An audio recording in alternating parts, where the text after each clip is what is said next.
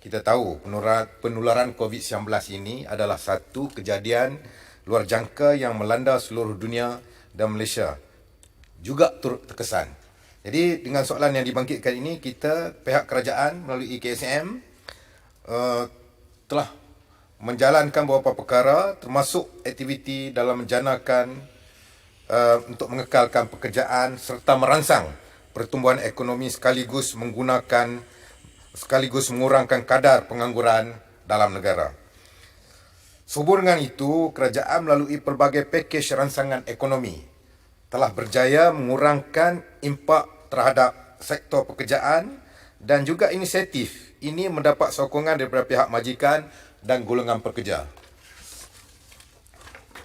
Walau bagaimanapun, terdapat juga majikan dalam sektor-sektor tertentu yang terpaksa melaksanakan pemberhentian pekerjaan disebabkan oleh faktor-faktor luar kawalan yang tidak dapat dielakkan. Saya akan sentuh dalam soalan berkaitan dengan soalan yang kedua berkenaan dengan faktor-faktor yang berkaitan dengan kawalan yang tidak dapat dielakkan oleh pihak majikan.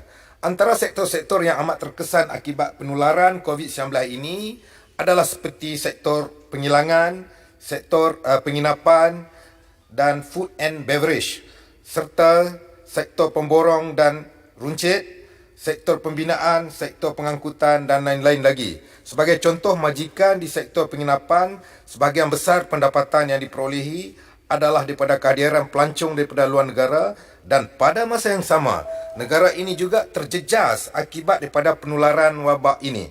Contoh yang lain adalah sektor pengangkutan seperti Malindo Airways, Sdn Bhd, di mana seramai 1,861 pekerja telah diberhentikan pekerja. Datuk Yang di-Pertua, berdasarkan rekod sistem insurans pekerjaan, saya bersetuju dengan Yang Berhormat Ipoh Barat yang membangkitkan berkenaan dengan pekerja-pekerja yang berprestasi tinggi yang terlibat dalam retrenchment dengan izin ataupun pembuangan kerja. Dalam rekod yang kita ada melalui SIP, seramai 99,696 orang pekerja telah diberhentikan bermula daripada Januari 2020 sehingga 27 November 2020. Antara sebab-sebab kehilangan pekerjaan yang dilaporkan oleh pekerja adalah seperti berikut. Pertamanya, penutupan perniagaan. Mana shutdown the company ataupun closure of the company. Yang keduanya, pengecilan tenaga kerja, downsizing. Yang ketiganya, voluntary separation scheme VSS dan mutual separation scheme MSS. Seterusnya, syarikat yang mengalami masalah kewangan kritikal diikuti dengan penutupan separa, partial closure, pengambil alihan syarikat, acquisition of company dengan izin, dan penempatan semula syarikat. Faktor-faktor di atas adalah disebabkan oleh tekanan yang dialami oleh semua industri secara global. Datuk Yang di-Pertua, dengan itu, seramai 81,217 pekerja telah kehilangan pekerjaan walaupun program PSU ataupun program subsidi upah dan program pengekalan pekerjaan ERP telah dilaksanakan oleh kerajaan. Kerajaan telah membuat pelbagai usaha untuk kita mengurangkan pembuangan kerja dan juga pemberhentian pekerja. Selanjutnya, berdasarkan rekod SIP sehingga 27 November 2020, bilangan kehilangan pekerjaan melibatkan kategori pengurus ialah seramai 13,109 orang.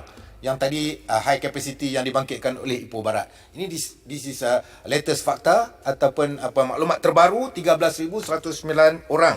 Kategori profesional pula melibatkan 26,079 orang dan kategori juruteknik serta profesional bersekutu adalah seramai 19,095 orang. Kategori tersebut merupakan kalangan pekerja yang berpendapatan 4,000 ke atas, yang mana mereka tidak ada dalam skim pelindungan yang kita beri, yang mereka mendapat yang digaji di bawah 4,000. Berdasarkan data Pekeso, dianggarkan 75% daripada jumlah keseluruhan pekerja adalah daripada golongan B40 yang berpendapatan 4,000 ke bawah. Jadi tidak banyak sangat melibatkan yang high capacity ataupun high skill seperti mana yang dibangkitkan. Dan Alhamdulillah kita dah bagi fakta-fakta ini, dan mungkin fakta akan berubah daripada masa ke semasa. Mengikut Akta SIP, Akta 800, tertakluk had gaji maksimum 4,000. Ini bermakna pekerja-pekerja yang bergaji melebihi 4,000 termasuk golongan pengurusan akan mendapatkan faedah seperti Elan Mencari Pekerjaan ataupun EMP. Kerajaan juga sedar masih ramai lagi pekerja terkesan terutamanya sektor pelancongan. Dengan itu, kerajaan melalui Belanjawan 2021 akan melanjutkan pelaksanaan program subsidi upah selama 3 bulan lagi dengan lebih bersasar.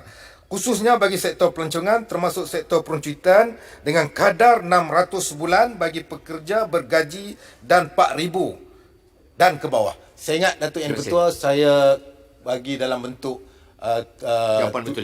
jawapan bertulis, masih panjang lagi jawapan yang ada.